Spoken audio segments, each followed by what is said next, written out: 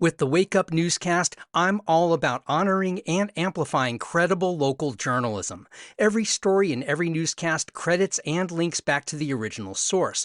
Want to go deeper into any story? Just scroll down into the show notes to find the hyperlinked headlines. Okay, on with today's news.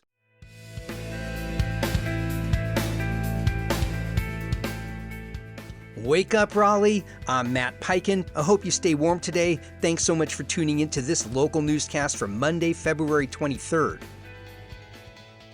North Carolina State University is facing calls from students and faculty to reinstate Jay Edwards, the former assistant director of its LGBTQ Pride Center. Edwards was fired after a right-wing group secretly recorded him discussing how the center is adapting to the repeal of the university's DEI policy. Supporters say the video was heavily edited and that Edwards complied with new rules. Faculty leaders warn the firing threatens academic freedom and student support. Similar actions have occurred at other UNC system schools. Read more about this at Indie Week.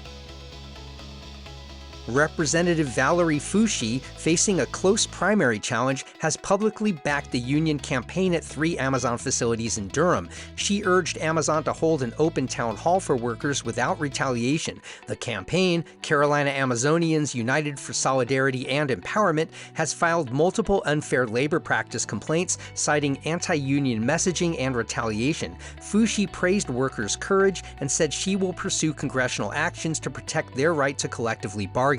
Local officials have also supported the union drive. Early voting in North Carolina's primary continues through February 28th. You can read more about this at NC Newsline.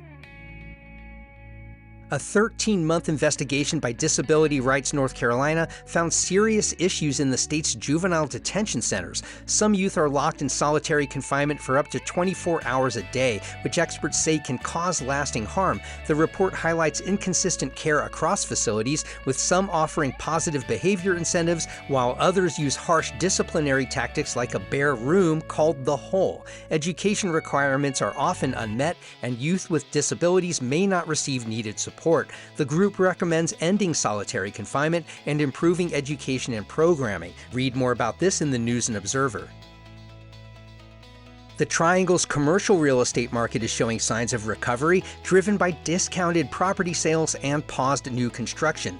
Office vacancy rates dipped slightly to 16% by the end of last year, with Durham's Aspida Financial leasing nearly 90,000 square feet as it plans to add 1,000 jobs. In Morrisville, the Spark LS campus shifted focus from life sciences to advanced manufacturing, signing a major lease with Millennium Print Group. Warehouse and industrial spaces remain in high demand, with steady vacancy rates and ongoing construction. Retail vacancy rose slightly, impacted locally by flood damage at Chapel Hill's Eastgate Crossing. Read more about this in the Triangle Business Journal.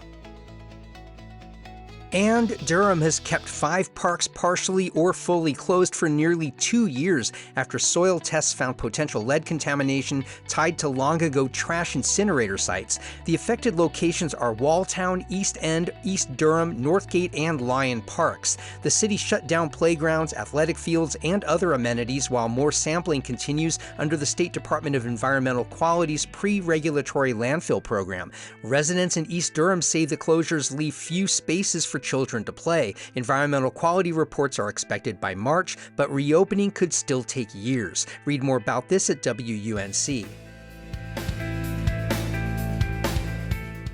Our free newsletter is a quick local news digest, essentially this newscast in written form. Subscribe at wakeupral.transistor.fm. You can also find us on Facebook and Instagram at Wake Up Raleigh, and please share this podcast with your friends who care about this city. I'm Matt Peiken. Thanks so much for starting your weekdays with Wake Up Raleigh.